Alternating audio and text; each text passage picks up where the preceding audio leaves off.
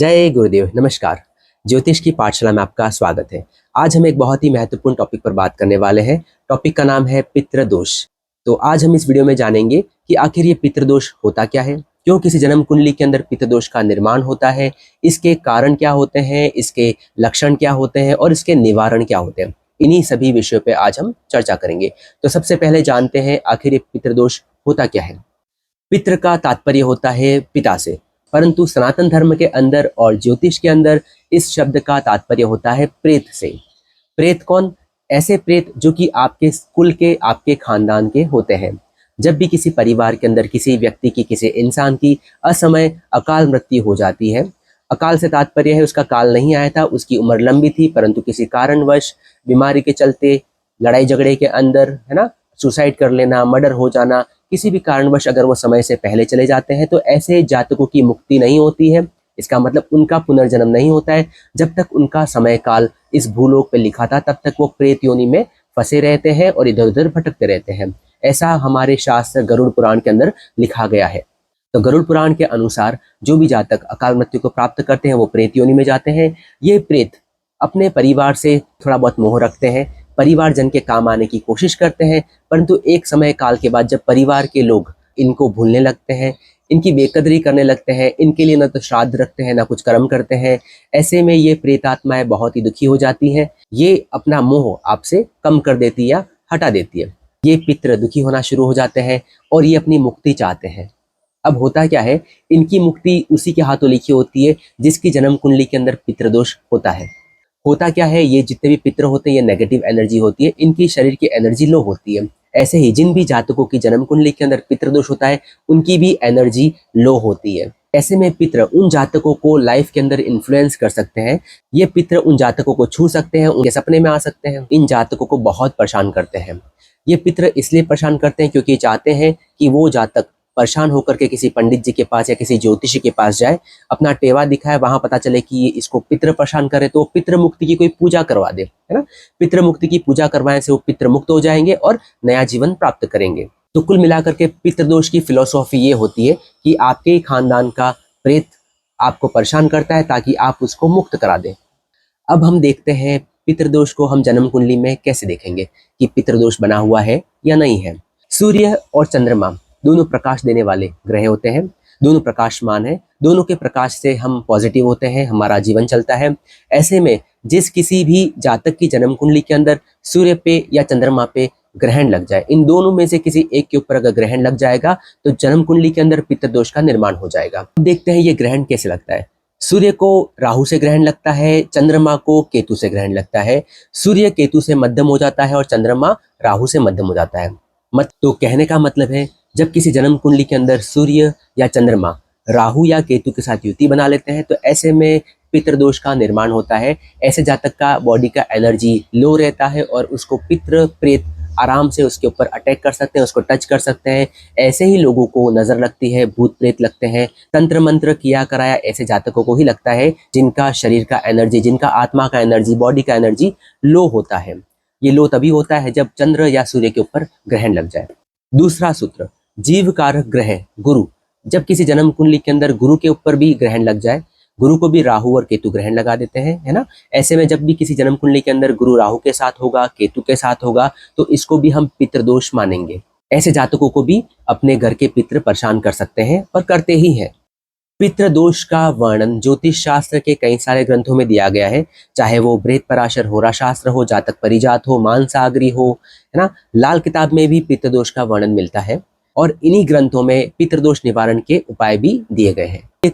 अब देखते हैं अगला सूत्र। जब भी किसी जन्म कुंडली के पंचम भाव में या नवम भाव में राहु महाराज आ जाते हैं तो भी पितृदोष का निर्माण होता है। ऐसे जातकों को नर संतान प्राप्त नहीं होती है और इनके पितृ इन्हें बड़े परेशान करते हैं। जन्म कुंडली के अंदर सूर्य और शनि की युति भी जब आ जाती है तो भी पितृदोष का निर्माण होता है, क्योंकि सूर्य प्रकाश है, शनि अंधेरा है। ऐसे में जन्म कुंडली अंधी हो जाती है और ऐसे जातकों को घर के पितृ बड़े परेशान करते हैं। अब बात करते हैं पितृदोष के लक्षणों के बारे में। हो सकता है कि आप लोगों के पास में अपनी जन्म कुंडली मौजूद ना हो या अपने समय का बराबर आपको अनुमान ना हो। ऐसे में आपके लिए जानना मुश्किल हो जाता है कि क्या जन्म कुंडली में पितृदोष बना हुआ है या नहीं बना हुआ है। ऐसे में आप लक्षणों से तुरंत जान पाएंगे कि आपकी जन्म कुंडली के अंदर पितृदोष है या नहीं है।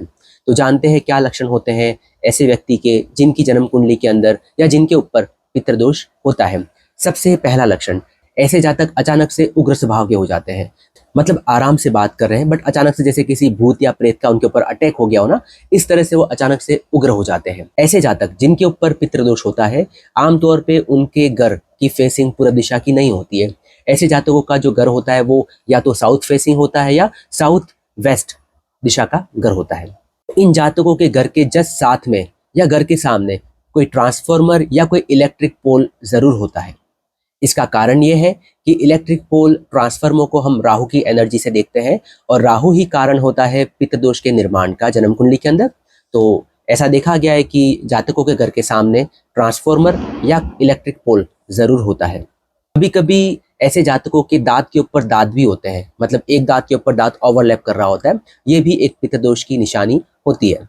पितृदोष से पीड़ित जातक बहुत परेशान होता है, उसके जीवन में कोई भी काम नहीं बन पाते, वो हर काम में फेल होता है, ना उसका बिजनेस चलता है, ना उसकी नौकरी चल पाती है, वो स्वास्थ्य से भी परेशान होता है, वैवाहिक जीवन में भी परेशान होता है, उसको नर संतान भी प्राप्त नहीं होती है। पितृदोष पीड़ित इंसान के वाइफ को या अगर वो स्त्री जातक है तो खुद को अबॉर्शन पे अबॉर्शन होते रहते हैं। अबॉर्शन तभी होते हैं जब उनके पेट में लड़का कंसीव होता है, क्योंकि पितृदोष लड़का संतान नहीं होने देता, ये अबॉर्ट करवा देता है। कई बार पितृदोष लड़का संतान हो जाने के बाद भी लड़का संतान के ऊपर कष्ट देता है। बार पितृदोष वाले जातक को अगर लड़का संतान प्राप्त हो भी जाए तो उस लड़के संतान के अंदर कोई ना कोई कमी रह जाती है, उसका दिमाग या तो सही नहीं होता, उसके अंदर थोड़ा पागलपन होता है, या उसको कोई बीमारी होती है, या लड़का संतान कम उम्र में मृत्यु को प्राप्त करती है। मतलब पितृदोष बहुत ही घातक होता है। पितृदोष पीड़ित व्यक्ति के घर के आसपास में पीपल के पेड़ लगे होते हैं। कई बार इनकी घर की छत के ऊपर पीपल लग जाता है, कई बार नाली के साथ पीपल लग जाता है। एक निशानी कई बार देखी गई है, ऐसे जातकों के घर के 60 कदम के अंदर ही कोई ना कोई पीपल का पेड़ होता है। कई बार एक ही परिवार के अंदर एक से ज्यादा जातकों के ऊपर भी पितृदोष आ सकता है। ऐसे में बहुत ही घातक होता है, परिवार पूरा कुल नष्ट हो जाता है। तो ये थे कुछ पितृदोष के लक्षण। वैसे इनके अलावा भी काफी सारे लक्षण होते हैं, पर एक ही वीडियो में सब कुछ कवर कर पाना मुश्किल होता है। अब हम बात करते हैं कि जन्म कुंडली के अंदर पितृदोष आपको दिख रहा है, आपको लक्षण भी बिल्कुल मैच कर रहे हैं और आपके जीवन के अंदर भी काफी परेशानियां चल रही हैं, तो ऐसे में अब हम क्या करें, अब इसका निवारण कैसे किया जाए। शास्त्र के अनुसार पितृदोष निवारण के लिए एक पूजन कराया जाता है जो कि भगवान विष्णु का पूजा होता है। इस पूजन का नाम होता है नर नारायण बलि पूजा। ये पूजन सिर्फ तीर्थ स्थानों पर ही कराया जाना चाहिए। शास्त्र अनुसार जो तीर्थ स्थान बताए गए हैं वो है गया जी, हरिद्वार, उज्जैन महाकालेश्वर, त्र्यंबकेश्वर नासिक, पुष्कर। इस पूजन में भगवान हरि विष्णु का पूजन किया जाता है। आपके पितरों के पिंड बनाए जाते हैं। जब हम लोग ये पूजा करवाते हैं तो 7 पीढ़ियों के पिंड बनवाते हैं और पवित्र नदी में उन्हें प्रवाहित करते हैं। ऐसा करने से आपके पितृ गति को प्राप्त करते हैं, वो नया जन्म प्राप्त करते हैं और जाते समय वो आपको ऐसा आशीर्वाद देके जाते हैं कि आप एकदम से फलने फूलने लग जाते हैं। अगर आप लोगों की जन्म कुंडली के अंदर पितृदोष है और अगर आप ये पूजन हमसे करवाना चाहते हैं तो आप हमसे संपर्क कर सकते हैं। हमारी जो शुल्क है बहुत ही नॉमिनल होती है। हम तीर्थ स्थल पे ले जाकर के पूजन करवाते हैं और इस पूजन करने के बाद आपको 100% अपनी परेशानियों से आराम मिलता है। पूजन ही अल्टीमेट रेमेडी होती है पितृदोष निवारण की।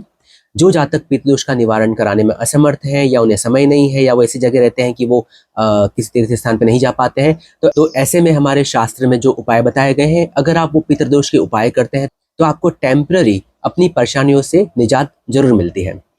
तो सबसे पहला उपाय, ऐसा माना जाता है कि जो भी ये प्रेत होते हैं ये घर के साउथ दिशा में या साउथ वेस्ट दिशा में इनका आना जाना लगा रहता है। आमतौर पे ऐसे लोगों के घरों में साउथ दिशा में ओपन एरिया होता है, ओपन पोर्च होता है। तो आप लोगों को अपने घर के साउथ में या साउथ वेस्ट में एक तांबे का लोटा जल भर करके रखना चाहिए, ताकि आपके पितरों को लगेगा कि आप उनके लिए कुछ सोचते हैं, आप उनके लिए कम से कम जल तो रख रहे हैं। ऐसे में आपको परेशानियां थोड़ी सी वो कम देंगे। आपके घर के अंदर या घर की छत के ऊपर अगर पीपल का पेड़ लग रहा हो तो उस पीपल के छोटे पौधे को आप सम्मान के साथ वहां से हटाएं, कहीं अच्छी जगह उसे लगाएं, उसे जल पिलाएं, उसकी सेवा करें। अगर आपके घर के 60 कदम के अंदर कोई पीपल का वृक्ष है, इसका मतलब है कि आपकी जन्म कुंडली के अंदर या आपके परिवार के अंदर किसी को जरूर पितृदोष है। ऐसे में आपको उस पीपल के वृक्ष की सेवा करना बहुत ही शुभ होगा। आप उस पीपल के पेड़ पर जल चढ़ाएं, वहां पे दीपक लगाएं और उससे अपने पितृदोष की शांति की प्रार्थना करें। अगर आपके घर के जस्ट साथ में कोई इलेक्ट्रिक पोल है, ट्रांसफार्मर है, तो उसे अगर आप हटवा सकते हैं तो जरूर हटवा दें। भगवान भोलेनाथ के मंदिर जरूर जाएं। सोमवार के दिन और प्रदोष वाले दिन मंदिर जरूर जाएं, वहां पे जल अभिषेक करें, दूध से भगवान का अभिषेक करें। हो सके तो प्रदोष का व्रत धारण करें। अमावस के दिन और मंगलवार वाले दिन घर में गंगा जल छिड़के, गौमूत्र का छिड़काव करें। घर का माहौल पवित्र रखें।